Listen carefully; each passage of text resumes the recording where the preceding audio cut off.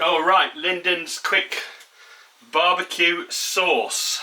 I have it printed out here, and this is Lyndon's own recipe. Here's my friend Lyndon, who you've seen, and this barbecue sauce has already made an appearance in one of my previous videos, Kathy's and Richard's birthday barbecue. So I managed to prize the recipe out of his hands, and we're going to run through it now. So the recipe sheet will be in the description below the video. So I've got a set of scales on which I've got my mixing bowl, and I'm going to switch it on, and it's set to grams. So I'm going to weigh in on each item and tear it off so that I can work out how much of everything is going in. Right, first thing I'm going to do is, in there I'm going to put in 100 grams of tomato paste. So I'm going to use up these. Okay, 100 grams of tomato paste, 100 grams of runny honey. I'm using this squeezable one, so I need to take that up to 200 grams, or tear it off and go to 100 grams again. There we go. So that's around about 200 grams, and we want 35 grams. I'm going to tear it now so I can measure this more accurately. So I want 35 grams of cider vinegar, and I'm going to tear that again. I'm going to put in 50 grams of teriyaki sauce. This is one I've got from Aldi. I'm going to give this a try. It's called Skeeters, and it looks perfectly good to me. Right, so 50 grams of teriyaki. I think this is a rather interesting ingredient, and typical of my friend Lyndon to come up with it. 50 grams of that. Doesn't matter if you go 1 over or 2 over, it doesn't matter, it's not that. And in here I've got a teaspoon of English mustard powder. I'm using Coleman's English mustard. You can just put in a teaspoon of your favourite mustard, but again, and I keep saying this, is use English or German mustard or French Dijon mustard. I've also got half a teaspoon of cayenne pepper, which is hot chili pepper. I kind of like that. And in Lyndon's recipe it says chili powder to taste. I want mine to be slightly more piquant, and we want a good old twist of black pepper. I can be doing this all night now. Good twist of black pepper like that, and a clove of garlic which I've mashed up. You could probably use half a teaspoon of garlic powder if you so wished. And let's get that in there. And then all that remains to do now is to give the whole thing a whisk up, and then we've got ourselves a barbecue sauce. So that was simple enough, wasn't it, boys and girls? I think we can all do that.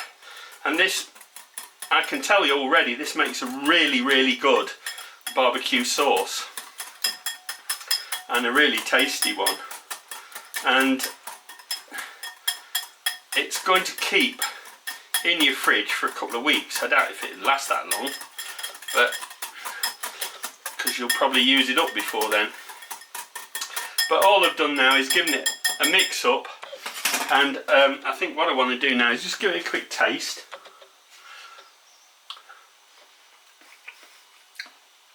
Oh, that's really good.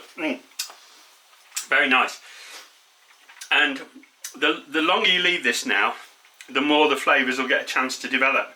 Especially things like the chilli flavour and the mustard, because they really take a time to imbue themselves into the sauce. So what I would recommend with this now is leave it to stand for about an hour, or longer, even overnight, before you use it.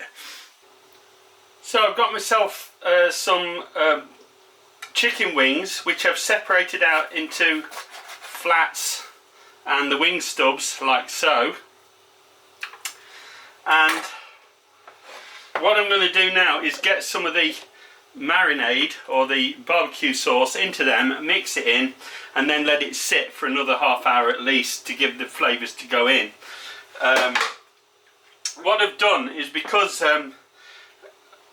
in typical British fashion the summer has turned to rain, and I won't be doing these on the barbecue, so what I've done is I've added a little bit of liquid smoke into my sauce to give it more of that smoky barbecue flavour. That's entirely optional, and it's not necessary if you're actually cooking it on a barbecue. So I'm going to get a couple of tablespoons of that into my chicken wings. 1, 2. I think I'll start with 3 and then give those a good old mix.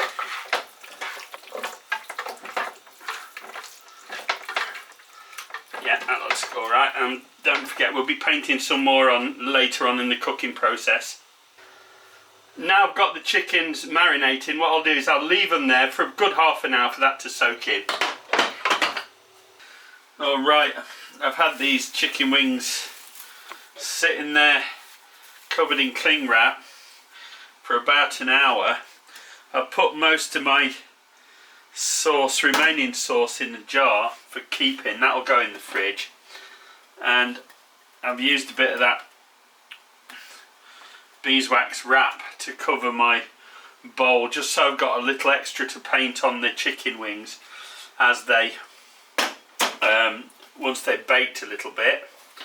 So I've got my oven set at 200 degrees Celsius, that's 400 Fahrenheit, and I'll slam these in the oven for about 20 minutes to start with, and just to get them plumped up a little bit, and then we'll brush some more barbecue sauce on them and finish them off for about 10 minutes. So these will now go into the oven at 200 degrees Celsius, 400 degrees Fahrenheit for 20 minutes. Right, let's have these out after 20 minutes. They're looking rather respectable, and I'm going to give them another splash over with some of this excellent barbecue sauce.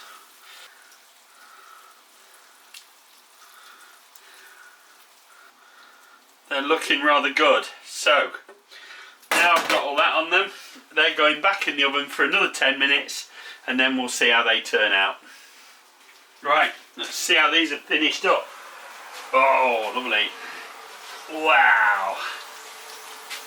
Okay. That looks and smells absolutely amazing. Really good. Let's get in a bit closer on that. So I'm going to let that cool off a little bit, and then we'll serve it up. So I'm just going to try one of these. Right, it's still a bit hot, but we'll manage.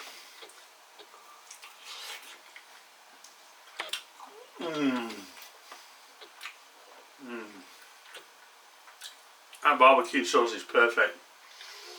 You're a good and gifted man, Lyndon. Thanks for watching.